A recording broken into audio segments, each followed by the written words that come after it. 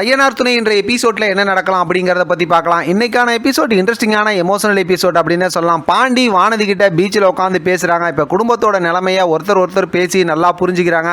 ஒரு கட்டத்தில் பாண்டி நான் ஏற்கனவே சொன்ன மாதிரி தான், இப்போ நம்ம 2 பேரும் கல்யாணம் பண்ணிக்கிறது பிரச்சனை இல்லை, ஆனால் கல்யாணம் பண்ணிக்கிட்டோம் அப்படின்னு சொல்லி சொன்னால் இப்போ சேரன் அண்ணனுக்கு அது பெரிய கஷ்டமாக போயிடும். ஏற்கனவே சோழன் கல்யாணம் பண்ணிட்டு வந்ததுமே குடும்பத்தில் இந்த மாதிரி பிரச்சனைலாம் போயிட்டு இருக்கு, ஆனால் நான் உன்னை கண்டிப்பாக கல்யாணம் பண்ணிக்குவேன் அப்படிங்கிற விஷயத்தெல்லாம் ரொம்பவே எமோஷனலாக பேசுகிறாரு. அதெல்லாம் கேட்ட வானதி ரொம்ப எமோஷனலாக இப்போ வானதி அந்த விஷயத்தெல்லாம் புரிஞ்சுக்கிறாங்க.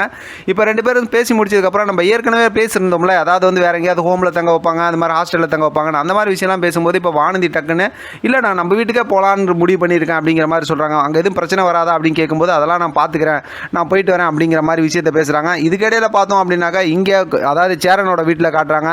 இப்போ நிலா, சேரன், பல்லவன், அதே நேரத்தில் சோழன் எல்லாருமே வெயிட் பண்ணிட்டு இருக்காங்க, என்னாச்சுன்னு தெரியுது அப்படின்னு. அப்போ சேரன் இருந்துகிட்டே போனவங்க நல்லபடியாக வருவாங்க, ஒன்றும் கவலைப்படாமல் இரு அப்படிங்கிற மாதிரி சொல்கிறாங்க. அடுத்து பார்த்தோம் அப்படின்னா பாண்டி இப்போ வானதியை கூட்டிகிட்டு போய் நேராக ஃபோன்லாம் வாங்கி கொடுக்குறாரு. அது ரொம்ப நேரம் போதும் அந்த ப்ராசஸ். ஃபோனு தனியாக நம்பர் எல்லாம் வாங்கி கொடுத்து இப்போ பைக்கில் கூட்டிகிட்டு போய் வீட்டுக்கு கொஞ்சம் தூரமாகவே இறக்கி விட்றாரு. வானதியை நான் நடந்து போயிடுறேன் அப்படின்னு சொல்கிறாங்க. அப்புறம் வீட்டுக்கு முன்னாடி நிறைய கும்பலாக இருக்கிறத பார்த்துட்டு நீ வீட்டுக்கிட்டே போய் என்னை இறக்கி விடு அப்படின்னு சொல்லி மறுபடியும் பைக்கில் ஏறி உட்காந்து வீட்டுக்கிட்டே போய் நல்லா இறங்குறாங்க. அங்கே பார்த்தோம் அப்படின்னாக்கா இப்போ அவங்க அப்பா, அவங்க அண்ணன், அவங்க அம்மா 3 பேரும் பார்க்குறாங்க. இப்போ வானதி வீட்டுக்குள்ளே வரும்போதே வெளியில் இருக்கவங்கலாம் நான் அந்த மாதிரி என் பாய் ஃப்ரெண்டை பார்க்க போனேன், திருப்பி வந்துட்டேன், என்ன இதுக்கு இங்கே கூட்டமாக இருக்கீங்க, கிளம்பி இப்போ வீட்டில் வேலை பாருங்கள், உங்களுக்குலாம் வேறு வேலை எதுவும் இல்லையா அப்படிங்கிற மாதிரிலாம் நல்லா திட்டி விட்டு எல்லாத்தையும் அமுச்சு விட்டுறாங்க. அடுத்து பார்த்தோம் அப்படின்னா வானதி வீட்டுக்குள்ளார போகும்போது பார்த்தா பாண்டி இருந்து சொல்கிறாங்க, வானதி யாராவது அடிச்சிங்க ஏதாவது பிரச்சனை பண்ணிங்கன்னா நான் என்ன பண்ணுவேன்னு தெரியாதுங்கிற மாதிரி மிரட்டி விட்டுட்டு அங்கே இருந்து கிளம்புறாங்க. வானதிட்டையும் சொல்லிட்டு கிளம்பிடுறாங்க. வானதி தான் ஃபோன் வச்சிருக்காங்களே, அதனால் வீட்டுக்குள்ளார போனதுக்கப்புறம் அவ்வளோதான் ஆரம்பிச்சிடுறாங்க பஞ்சாயத்தை. ஒரு பக்கத்து அவங்க அண்ணன், ஒரு பக்கத்து அவங்க அம்மா பேசான பேச்சு பேசுகிறாங்க. அவங்க அப்பா மட்டும் கொஞ்சம் அமைதியாருன்னு மட்டும் சொல்லிட்டு இருக்காரு. நிறையா பிரச்சனை போய்கிட்டு இருக்கு. இப்போ வானதி கரெக்டாக பதிலுக்கு பதில் எல்லாம் பேசிக்கிட்டு இருக்காங்க.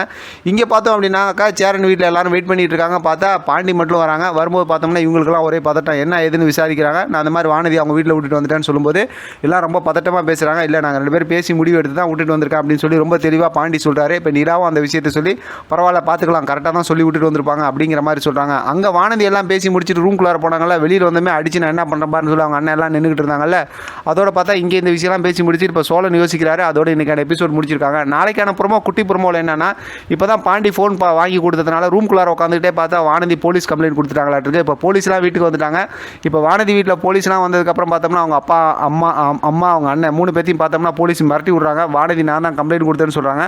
செம சூப்பராக ஸ்டோரியை கொண்டு போகிறாங்க அப்படின்னு தான் சொல்லணும். பார்க்கலாம் அடுத்து என்ன நடக்குதுன்னு. இதை பற்றின உங்களோட கருத்து கமெண்ட் பாக்ஸில் தெரியப்படுத்துங்க. தொடர்ந்து ஆதரவு கொடுங்க. தேங்க்யூ ஃபார் வாட்சிங்.